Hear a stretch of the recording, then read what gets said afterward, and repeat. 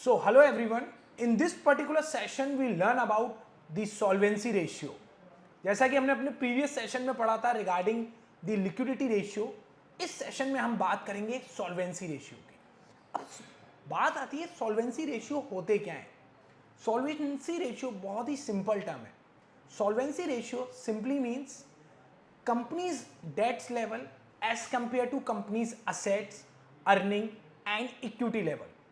Solvency ratio में हम ये कैलकुलेट करते हैं कि कंपनी का जो डेट्स का लेवल है, जो उसके लोन्स हैं, उनके कंपैरिजन में कंपनीज की अर्निंग्स क्या है, कंपनीज के असेट्स क्या हैं, कंपनीज के पास इक्विटी क्या है। राइट कि मान के चलो अगर किसी कंपनी ने 1 करोड़ का लोन लिया है तो कंपनी के पास कितनी असेट्स हैं, कितनी कंपनी की इक्विटी है, एज वेल एज कंपनी की कितनी करंट की अर्निंग्स है। तो सॉल्वेंसी रेशियो से हमें यह पता लगता है।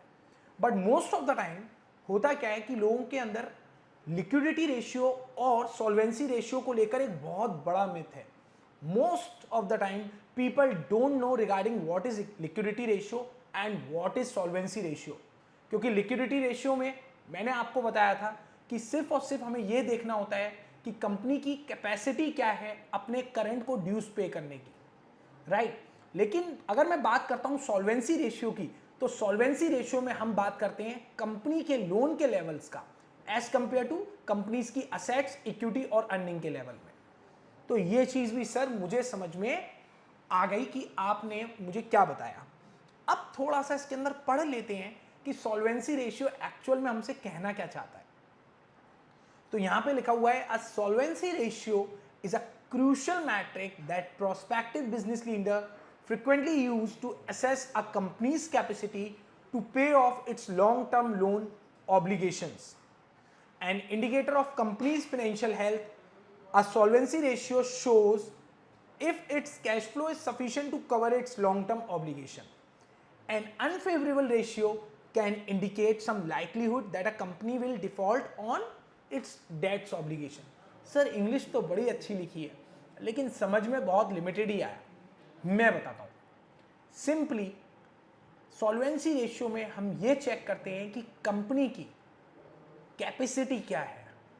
जो कंपनी लोन लेके बैठी है, कंपनी उसके कंपैरिजन में कंपनी की जेब में कितना है, कंपनी कितना होल्ड कर रही है। राइट और ये सारा कंपनी का जो असेट्स है, कंपनी की जो अर्निंग है और कंपनी की जो इक्विटी है, उसको देख के पता लगता है। सो गाइज, जब भी आपसे कंपनी की सॉल्वेंसी के बारे में बात हो या जब भी आपसे ये बात हो कि कंपनी के जो डेट्स का लेवल है असेट्स के साथ या इनकम के साथ या अर्निंग के साथ देखो, इक्विटी के साथ देखो, तो सॉल्वेंसी रेशियो को क्लिक कर लेना और सॉल्वेंसी रेशियो को कैलकुलेट कर लेना। और यही चीज हम करते हैं अपने फाइनेंशियल मॉडलिंग में भी। When we use to make projections, तो हम रेशियो एनालिसिस करते हैं। रेशियो एनालिसिस किसका? करंट की सिचुएशंस का। करंट के डेटा का एनालिसिस करके हम फ्यूचर को प्रिडिक्ट करते हैं, which is a very good thing. अब ये चीज तो हमें समझ में आ गई। अब बात करते हैं आपके टाइप्स ऑफ सॉल्वेंसी रेशियोज। तो इसके अंदर सबसे पहले जो रेशियो है वो है आईसीआर, इंटरेस्ट कवरेज रेशियो, जिसको हम कैलकुलेट करते हैं EBIT divided by interest and expenses, interest expenses. EBIT, what is EBIT? Earning before interest and taxes divided by interest expenses. अब बात आती है आईसीआर का कंसेप्ट क्या है, व्हाट एक्चुअली आईसीआर डू, मतलब आईसीआर ऐसा क्या करता है जिसकी हेल्प से हम लोगों को हेल्प होती है फ्यूचर के प्रोजेक्शंस की। तो I tell you, interest coverage ratio से हमें यह पता लग जाता है कि कंपनी कितनी केपेबल है अपने इंटरेस्ट को पे करने के लिए जो उसने लोन ले रखे हैं। आई रिपीट, कंपनी कितने केपेबल है इंटरेस्ट पे करने के लिए उन लोन्स पे जो उसने ले रखे हैं। तो अगर मान के चलो आपने किसी कंपनी का आईसीआर निकाल लिया तो आपको यह पता लग जाएगा कि कंपनी के अंदर इतनी पावर है कि नहीं कि वो अपने ड्यूज को पे कर पाए।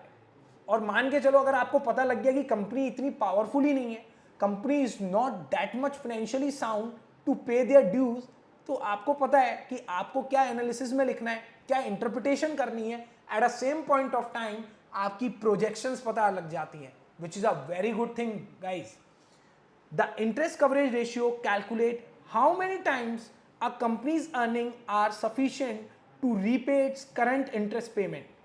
It calculates the company's margin safety for interest payment on its debts over a specific time period. मतलब ये कैलकुलेट करता है कि कंपनी के पास कितना पैसा सेफ्टी में भी है, यस कितना मार्जिन है कंपनी के पास for interest payments, which is a very very good thing. चलिए सर, ये बात मुझे प्रॉपर समझ में आ गई कि आईसीआर का कंसेप्ट क्या है. तो जब भी आप कभी कंपनी की डेट पेइंग कैपेसिटी चेक करनी हो ना, तो सॉल्वेंसी रेशियो में जाना और आईसीआर लगा देना. आईसीआर से पता लग जाएगा कि कंपनी इंटरेस्ट पे कर सकती है कि नहीं कर सकती. At a same point of time आपको यह पता लग जाएगा कि कंपनी के पास मार्जिन ऑफ सेफ्टी है कि नहीं.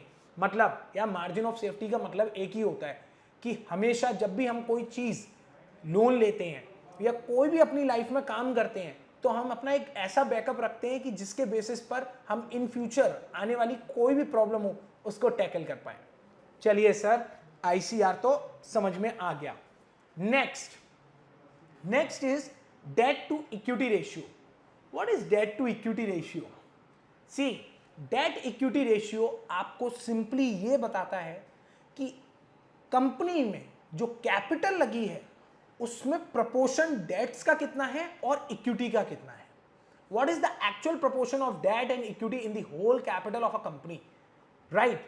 और उसके बाद हमारी सारी कैलकुलेशन स्टार्ट हो जाती है, right. So similar to debt, अब देख लेते हैं यार यहां क्या लिखा हुआ है. Similar to the debt to asset ratio, the D ratio shows the extent to which a corporation is financed through debts. The chances of default rises with ratio since it reflects the amount of a debt of a company has on its record. अब इसकी वजह से होता क्या है, थोड़ा सा ये भी ध्यान में रख लेना कि इसका कंसेप्ट क्या है. कंसेप्ट बहुत सिंपल सा है, डेट और इक्विटी का प्रपोर्शन. अब मैं आप लोगों से पूछता हूं कि यार अगर मान के चलो मैं डेट्स ज्यादा ले लूं, मतलब लोन ज्यादा ले लूं, तो वो कंपनी के लिए ठीक है? तो आंसर आया मोस्टली लोगों का नहीं सर, वो ठीक नहीं है. क्यों? क्योंकि उसका सिंपल चीज है कि हमें इंटरेस्ट ज्यादा पे करना पड़ेगा, एज वेल एज एक ही सेम टाइम पे अगर मैं इक्विटी ज्यादा यूज कर लूं तो वो भी ठीक नहीं है. तो मुझे प्रपोर्शन ऐसा यूज करना है सो दैट मैं उसमें बैलेंस कर पाऊं. मोस्ट ऑफ द टाइम लोगों का एक डाउट रहता है कि सर मार्केट से ज्यादा पैसा लगाना चाहिए या अपनी जेब से ज्यादा लगाना चाहिए. तो उसके लिए मैं हमेशा एक ही चीज बोलता हूं कि इसमें कोई रूल नहीं है कि आपको 80 यहां लगाना है 20 यहां लगाना है. No, not at all. इसमें आपको एक बेसिक कंसेप्ट यूज करना है कि you have to manage your complete capital in such a manner so that कि आप डेट और इक्विटी को बैलेंस कर पाओ, राइट. डेट के प्रपोर्शंस को और इक्विटी के प्रपोर्शन को. ओके सर, ये भी चीज समझ में आ गई. तो जब भी हमें सॉल्वेंसी चेक करनी है तो हमें आईसीआर चेक करना है और at a same point of time debt equity करना है, ठीक है. और ये डेट इक्विटी निकलता कैसे है? बहुत सिंपल है. बैलेंस शीट में जाओ, कंपनी के लॉन्ग टर्म लोन्स देखो, divided by equity. Guys, equity share holders का ही बैलेंस लेना है, okay. Don't take the balances of preference share holders, okay. चलिए सर, अब बात आती है हमारे डेट टू असेट्स रेशियो की. Most important. कभी कभी लोगों के माइंड में एक मिथ होता है कि हमने debt to equity ratio calculate कर लिया, it is sufficient. No guys, it is not sufficient. You have to calculate debt to asset ratio also. So debt to asset ratio क्या बोलता है? डेट टू असेट रेशियो बताता है proportion. Again ये proportion बताएगा और ये बताएगा कि लोन के लिए कंपैरिजन में आपके पास असेट्स कितनी है. अब इसके लिए जल्दी से लिक्विडिटी रेशियोज पे आ जाओ. उसमें मैंने आपको करंट रेशियो पढ़ाया था और करंट रेशियो में मैंने आपको एक चीज बताई थी कि आइडल रेशियो होता है 2:1. For every current liabilities we have 2 current assets. ऐसा माना जाता है कि एक लायबिलिटी को पे करने के लिए मेरे पास कम से कम 2 करंट असेट्स होनी चाहिए, विच is a very good thing. तो डेट टू असेट रेशियो का कंसेप्ट क्या है, पहले थोड़ा सा पढ़ लो, फिर उसके बाद मैं अपना क्रैक्स बताता हूं. Total debt to total asset is a leverage ratio that indicates the proportion of a debt that a company has to its assets. Analysts can compare companies' leverage to other companies in the same industry using this indicator. The stability of companies' finance may be indicated by this data. The higher the ratio, the more the leverage is, and as a result, the riskier it is to invest in a company. जितना ज़्यादा ratio होगा date to asset का, उतना ही ज़्यादा riskier हो जाएगा company में invest करना. और गाइस ये आपका रिलेटिव वैल्यूएशंस में भी आता है. जितना ज़्यादा आपका डेट टू असेट रेशियो होगा, उतना ही ज़्यादा रिस्कियर हो जाएगा कंपनी में इन्वेस्ट करना. और ये चीज़ हम फाइनेंशियल मॉडलिंग का एक कंसेप्ट है, that is the relative valuations. जब हम रिलेटिव वैल्यूएशंस करते हैं, at that point of time we need to calculate debt to asset ratio. और debt to asset ratio calculate करते टाइम हम लोगों को ये वाली प्रॉब्लम आती है. So always remember one thing, कि जब भी आप सॉल्वेंसी रेशियो करेंगे, आप 3 फैक्टर्स पे बात करेंगे. ICR, interest coverage ratio, second is debt to equity ratio, and third one is debt to asset ratio. ICR आपके एक ही चीज के काम आता है, इंटरेस्ट पे करने की कैपेसिटी है कि नहीं है कंपनी की. Debt to equity ratio, debts और इक्विटी का प्रपोर्शन चेक करने के काम आता है. और डेट टू असेट रेशियो आता है कंपनी का प्रपोर्शन चेक करने का डेट्स और असेट्स का. अगर ये ज्यादा है तो बहुत सिंपल है, company is in the riskier form, you don't have to invest in that company, और it is a part of relative valuations too. So guys, इसी के साथ, इसी पर्टिकुलर कंसेप्ट के साथ मैं इस सेशन को एंड करना चाहूंगा. इन दिस पर्टिकुलर सेशन हमने पढ़ा सॉल्वेंसी रेशियो के बारे में, कि सॉल्वेंसी रेशियो एक्चुअल में होती क्या है, सॉल्वेंसी रेशियो का काम क्या है. सॉल्वेंसी रेशियो में हम 3 फैक्टर्स को कंसीडर करेंगे, debt equity, ICR, debt to asset ratio, और इनके बेसिस पे अपने प्रोजेक्शंस करेंगे. सो गाइस, जैसा मैं हमेशा बोलता हूँ, कीप प्रैक्टिसिंग, कीप लर्निंग, और इस पर्टिकुलर सेशन को ढंग से ध्यान से समझ लेना, क्योंकि इन दी अपकमिंग सेशन जो भी हमारे इश्यूज आने वाले हैं वो बहुत ज़्यादा इंटरेस्टिंग होंगे, और उनकी हेल्प से आप बहुत अच्छी कैलकुलेशन कर पाओगे. So till then keep practising.